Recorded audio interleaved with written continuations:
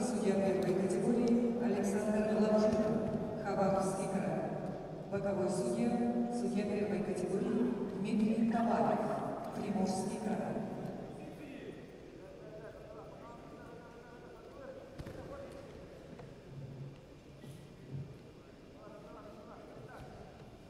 Красным триколом Елустан Татолов представляет команду Республики Саха-Якутия, 24 года, кандидат в мастера спорта. Серебряный призер Белевский Центрального федерального округа, тренируется под руководством Сафронова Игнатьева. Борисович представитель команды Республики Бурятия Виктор Жербаев.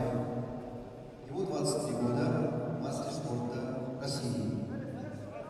Победитель первенства Республики Бурятия, тренируется в Республиканской спортивной школе Олимпийского резерва под руководством Валерия Иванова.